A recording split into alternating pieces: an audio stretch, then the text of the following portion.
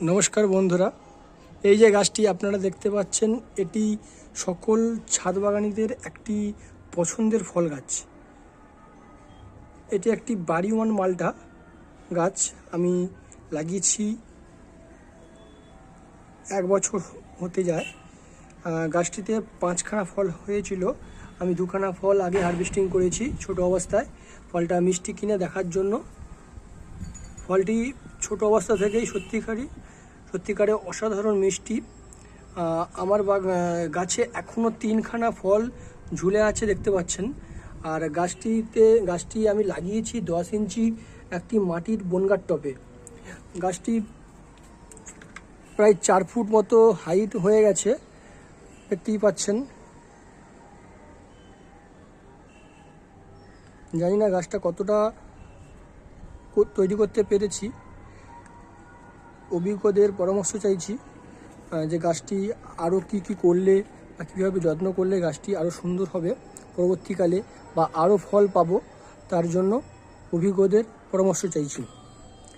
গাছটি সিন্ডার, মাটি, vermi compost, গোবর সার এইসব দিয়ে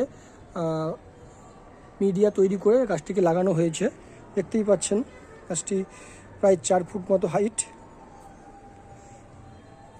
এখনও গাছের 3টি ফল ঝুলে আছে।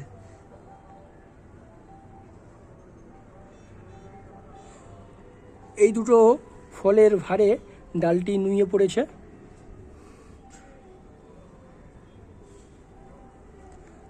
আমার বাগানে আরও নানা রকম ফল, ফুল, অর্কিড, অ্যাডেনিয়াম, পদ্ম, বোগেনভেলিয়া, নানা রকম প্রজাতির গাছ আছে। ছোট্ট একটি ছাদ বাগান দেখতে পাচ্ছেন, ছোট্ট একটি ছাদ বাগান। ছাদের প্রতিটি অংশে গাছ ভর্তি করে দিয়েছি।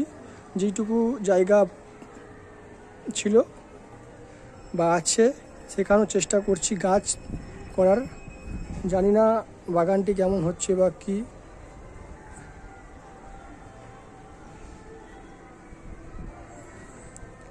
ধীরে ধীরে বাগানটির আপডেট দেবো আপনাদের সামনে। আর আমার এই নতুন চ্যানেলটিকে সাবস্ক্রাইব করে পাশে থাকুন। আর যে সমস্ত অভিজ্ঞ বাগানিরা আছে তাদের কাছে পরামর্শ চাইছি যে কীভাবে বাগানটিকে আরও সুন্দর করা যেতে পারে।